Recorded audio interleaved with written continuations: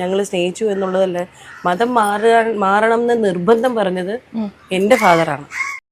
പക്ഷെ മതം മാറ്റണം എന്നുള്ള ഒരു ഐഡിയ വന്നത് എൻ്റെ പപ്പയ്ക്കാണ്. കാരണം എനിക്കൊന്ന് ഒരുപക്ഷെ ഒരു മുൻകൂട്ടി കണ്ടുകൊണ്ടായിരിക്കാം. ഇപ്പൊ എന്നോട് പലരും ചോദിക്കുന്നുണ്ട് മതം മാറാതെ കല്യാണം കഴിച്ചുകൂടായിരുന്നു.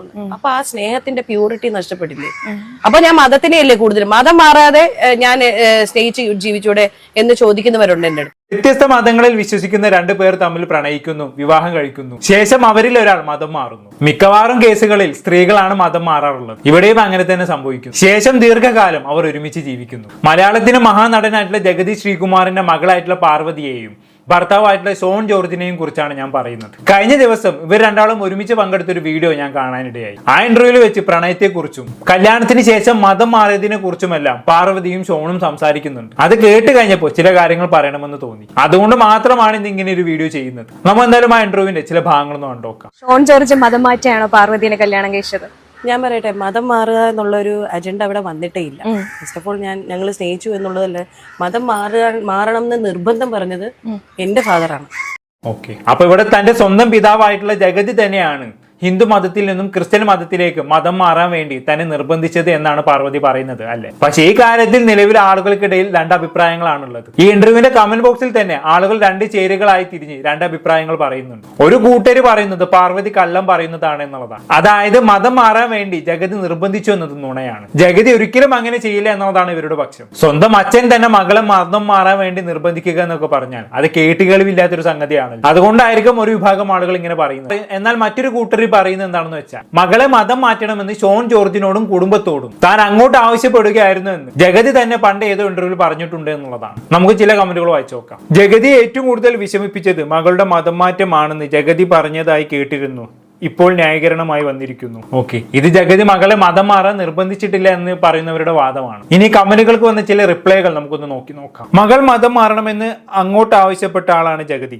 അദ്ദേഹം തന്നെ ഇന്റർവ്യൂവിൽ പറഞ്ഞിട്ടുണ്ട്, ജഗതി മക്കൾക്ക് കുരിശു വെച്ച് മിന്നു വാങ്ങാൻ പോയതൊക്കെ അന്ന് മനോരമ പത്രത്തിൽ വന്നിരുന്നു. സോ നുണ ആവർത്തിച്ച് പറഞ്ഞാൽ സത്യമാകില്ല. സുഡാപ്പികൾക്ക് എവിടുന്ന് കിട്ടുന്നു ഈ നുണ? PC ജോർജും ജാതിയും പറഞ്ഞിട്ടുള്ള കാര്യമാണ്. PC മതം മാറണമെന്ന് നിർബന്ധമില്ലായിരുന്നു, ജഗതി മുൻകൈ എടുത്ത് മാറ്റിയതാണ്. ജഗതിയാണ് മകളുടെ മതം മാറാൻ പറഞ്ഞത്. ഇന്റർവ്യൂവിൽ പറഞ്ഞിട്ടുണ്ട്, റീസൺ ഇന്റർവ്യൂവിൽ പറഞ്ഞിട്ടുണ്ട്. ഓക്കെ, അപ്പൊ ജഗതിയാണ് ഈ മകളെ മതം മാറാൻ വേണ്ടി നിർബന്ധിച്ചത് എന്നാണ് ഈ കൂട്ടർ പറയുന്നത്, അല്ലെ? ഏതോ ഇന്റർവ്യൂവിൽ ജഗതി അങ്ങനെ പറഞ്ഞിട്ടുണ്ട് എന്നും ഇവർ പറയുന്നു. ആക്ച്വലി ഞാൻ എത്ര തപ്പിയിട്ടും അങ്ങനെ ഇന്റർവ്യൂ കണ്ടിട്ടില്ല കേട്ടോ. ചിലപ്പോൾ എന്റെ ശ്രദ്ധയിൽപ്പെടാത്തതാവാം. പിന്നെ സ്വന്തം മകൾ തന്നെ പറയുന്നു അച്ഛനാണ് തന്നെ മതം മാറാൻ വേണ്ടി നിർബന്ധിച്ചത്. സോ ഇവിടെ നമുക്ക് മകൾ പറയുന്നതിനെ വിശ്വസിക്കാമെന്നാണ് എനിക്ക് തോന്നുന്നത്. അച്ഛൻ ഇങ്ങനെ ഒരു അവസ്ഥയിൽ ഇരിക്കുമ്പോൾ മകൾ അച്ഛനെ കുറിച്ച് കള്ളം പറയാനുള്ള സാധ്യത കുറവാണല്ലോ. എന്തായാലും ബാക്കിയൂടെ കേട്ടോക്കാം.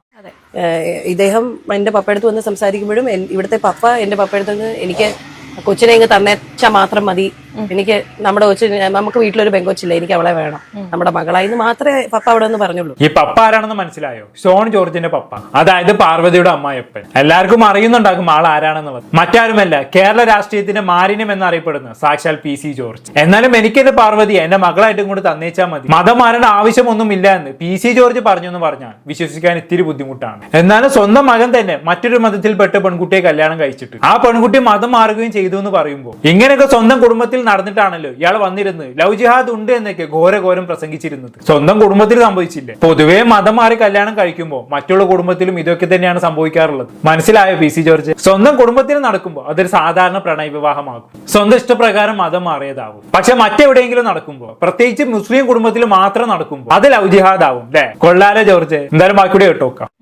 പക്ഷെ മതം മാറ്റണം എന്നുള്ള ഒരു ഐഡിയ വന്നത് എൻ്റെ പപ്പയ്ക്കാണ്. കാരണം എനിക്കൊന്ന് ഒരുപക്ഷെ ഒരു മുൻകൂട്ടി കണ്ടുകൊണ്ടായിരിക്കാം. പപ്പയ്ക്ക് നിർബന്ധമായിരുന്നു എന്തായാലും ഞാൻ കല്യാണം കഴിച്ച ഒരു ക്രിസ്ത്യൻ കമ്മ്യൂണിറ്റിയിലേക്കാണ് പോകുന്നത്. ഇവിടെ അതിനകത്ത് അദ്ദേഹം ഒരു റീസൺ പറഞ്ഞിരുന്നു. നീ അരിയുത്തറ പള്ളിയിൽ നിന്നെ അടക്കും, നിന്റെ അപ്പനും അമ്മയും അടക്കും, നിങ്ങൾക്കുണ്ടാകുന്ന പിള്ളേരെയും അവിടെ അടക്കും, എന്റെ മകളെ എവിടെ അടക്കും എന്നൊരു ചോദ്യം ചോദിച്ചു. അങ്ങനെ ഒന്നും കൂടെ പറഞ്ഞിട്ടുണ്ട്, എന്റെ മകളെ തെമ്മാടിക്കുഴിയിൽ അടക്കാൻ ഞാൻ സമ്മതിക്കില്ല. കമ്മ്യൂണിറ്റി മാറ്റി നിർത്താൻ പാടില്ല, ഒന്നിലും അവൾക്ക് എന്നോടുള്ള ഒരു സ്നേഹമായിരിക്കും. അദ്ദേഹം പറഞ്ഞൊരു പ്രത്യേക കാര്യം ഉണ്ടായിരുന്നു. ഒരു കുടുംബത്തിന്റെ ഭാഗമായി, പ്രത്യേകിച്ചും പാലാ പോലെ ഒരു ഓർത്തഡോക്സ് അല്ലെങ്കിൽ ഇത്തരത്തിലൊരു പാലാ രൂപത്തിൽപ്പെടുന്ന പ്രദേശത്തൊക്കെ വരുമ്പോൾ അവൾ ഒറ്റപ്പെടുമോ അതെനിക്കൊന്നും അദ്ദേഹത്തിന്, പക്ഷെ അങ്ങനെ ഒരു ചിന്താഗതിയുടെ ആവശ്യമില്ലായിരുന്നു.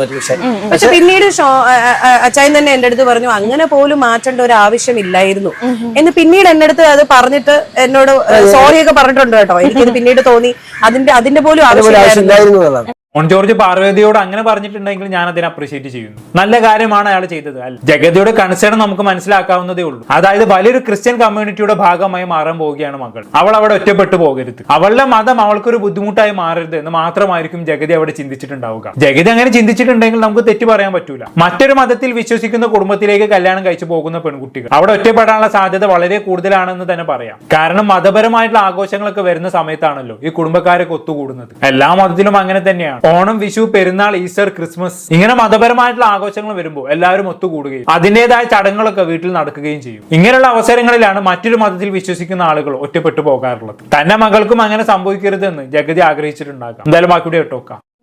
പിന്നെ ഞാനൊരു കാര്യം പറഞ്ഞു, ഞാൻ പറയാൻ സമയം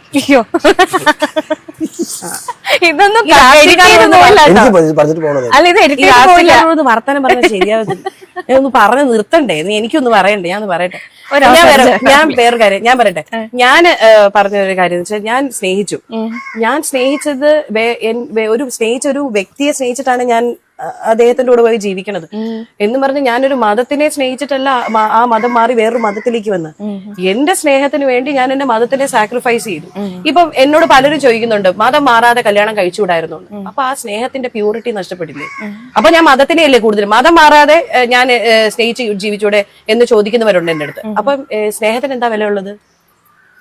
എന്തൊക്കെ മണ്ടത്തരങ്ങളാണ് പാർവതി വിളിച്ച് പറയുന്നത്. മതം മാറാതെ കല്യാണം കഴിച്ചാൽ ആ സ്നേഹത്തിന് പ്യൂരിറ്റി നഷ്ടപ്പെടില്ലേ? മതം മാറാതിരുന്നാൽ ഞാൻ എന്റെ ഭർത്താവിനേക്കാളും മതത്തെ സ്നേഹിച്ച പോലെ ആവില്ലേ എന്നൊക്കെയാണ് പാർവതി ചോദിക്കുന്നത്. ഒന്നാമതായിട്ട് ഇവിടെ പാർവതിയുടെ കാര്യം മനസ്സിലാക്കണം. പ്രണയത്തിൽ മതം എന്നൊരു ഫാക്ടർ തന്നെ വരുന്നതേ ഇല്ല.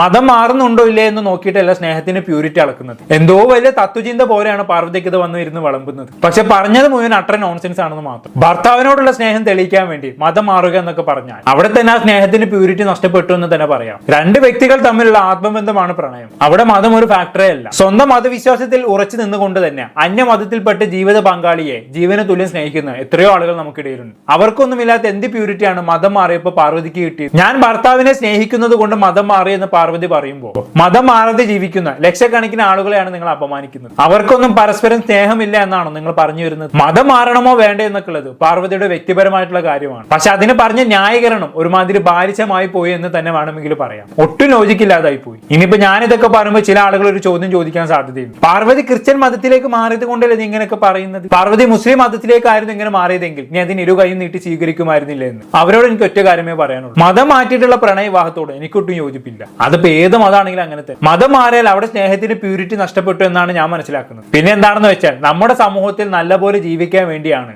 പലരും മതം മാറാൻ വേണ്ടി നിർബന്ധിതരാവുന്നത് എന്നാണ് ഞാൻ മനസ്സിലാക്കുന്നത്. പ്രത്യേകിച്ച് പെൺകുട്ടികൾ കല്യാണം കഴിഞ്ഞു പോകുന്ന വീട്ടിൽ പ്രശ്നങ്ങളൊന്നും ഇല്ലാതെ ജീവിക്കാൻ വേണ്ടി മതം മാറാൻ തയ്യാറാവുന്നവരാണ് പലരും. ഇവിടെ ജഗതി പോലും പാർവതിയെ മതം മാറ്റിയത് കല്യാണം കഴിഞ്ഞു പോകുന്ന വീട്ടിൽ മതത്തിന്റെ പേരിൽ മകൾ ഒറ്റപ്പെട്ടു പോകരുത് എന്ന് വിചാരിച്ചിട്ടാണല്ലോ. പിന്നെ പങ്കാളിയുടെ നിർബന്ധത്തിന് വഴങ്ങി മതം മാറേണ്ടി വരുന്ന ഇഷ്ടംപോലെ ആളുകളുണ്ട്. ഇവിടെയും സ്ത്രീകൾ തന്നെയാണ് കൂടുതലും. അപൂർവമായി പുരുഷന്മാരും ഇങ്ങനെ മതം മാറി കണ്ടിട്ടുണ്ട്. ഇങ്ങനെ മതം മാറ്റുന്നതിനോട് എനിക്കൊരു യോജിപ്പുമില്ല. ഇങ്ങനെ മതം മാറണമെന്ന് നിർബന്ധമുള്ളവർ മറ്റുള്ള മതസ്ഥരെ പ്രണയിക്കാതിരിക്കുന്നതാണ് നല്ലതെന്നാണ് എനിക്ക് പറയാനുള്ളത്. വേണമെങ്കിൽ സ്വന്തം മതത്തിൽ നിന്ന് തന്നെ പ്രേമിച്ചോ, അല്ലാതെ പ്രണയവും മതവും കൂടി കൂട്ടിക്കലർത്താൻ നിൽക്കരുത്. അതാണ് എനിക്ക് പറയാനുള്ളത്. എന്തായാലും ബാക്കി കണ്ടോക്കാം. അതെ, ഞാൻ അവിടെ ഇമ്പോർട്ടൻസ് കൊടുത്തത് സ്നേഹത്തിന് വേണ്ടി ഞാൻ എന്ത് സാക്രിഫൈസ് ചെയ്യാൻ ഞാൻ തയ്യാറായിട്ടുള്ള ആളാണ്.